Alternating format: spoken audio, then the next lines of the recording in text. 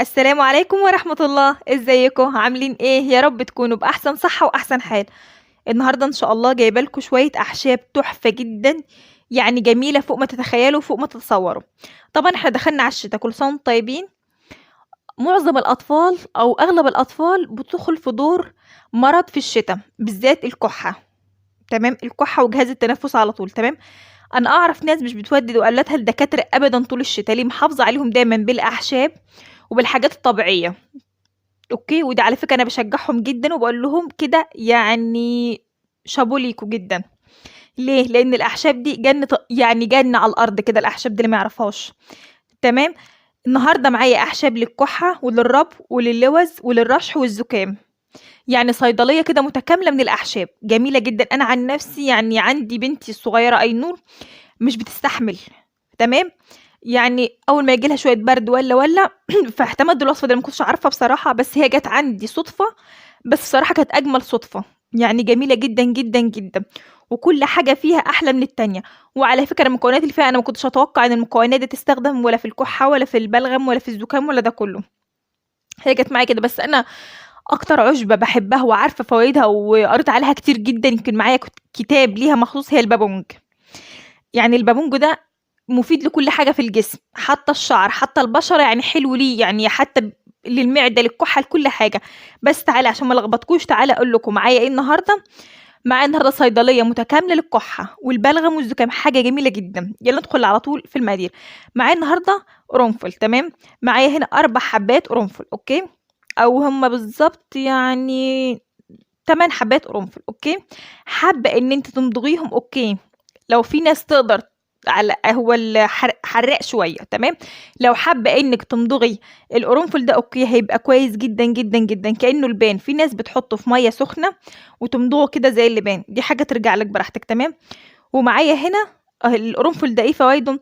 القرنفل ده للسُّعال والكحة والبلغم. تمام، ولو عندِك ابنِك عنده اللوز والالتهاب الحنجرة واللوزتين، يعني جميل جدًا. اللوز، اللوزتين والحنجرة جميل تحفة. تمام، ومعايا طبعًا دي العُشبة، يعني أكتر عُشبة باحبها هي البابونج، للرشح والزُكام.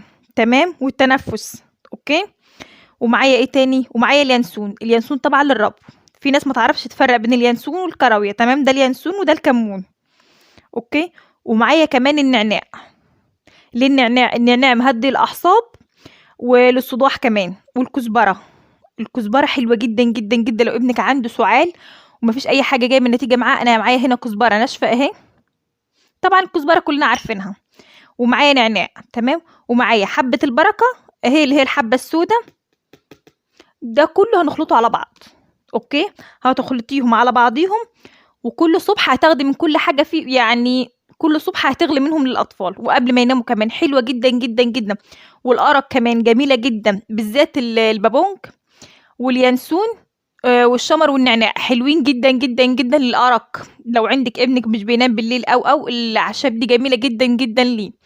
أوكي، هنخلطهم كلّهم على بعضهم، أنا كده هاخلطهم، لإني باحب أستخدمهم جدًا في الشتا. عندي أطفالي أهو، أنا باحبهم جدًا، جدًا في الشتا. على فكرة دي كزبرة بلدي وأنا باحبها جدًا، ومعايا نعناع. بس كده تخلطيهم وتحطيهم في برطمان وتغليهم، والأحسن ليكِ إن أنتِ تحلّيهم بعسل.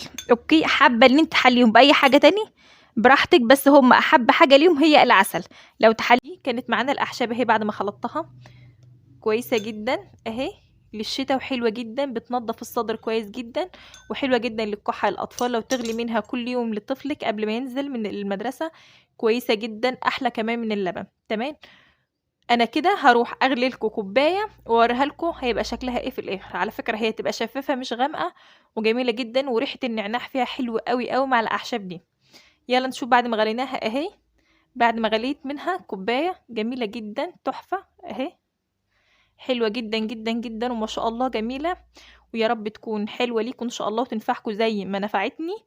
وما تنسوش لو عجبكم الفيديو ما تنسونيش باللايك والشير وسبسكرايب. مع السلامة، أشوفكم في فيديو جديد إن شاء الله.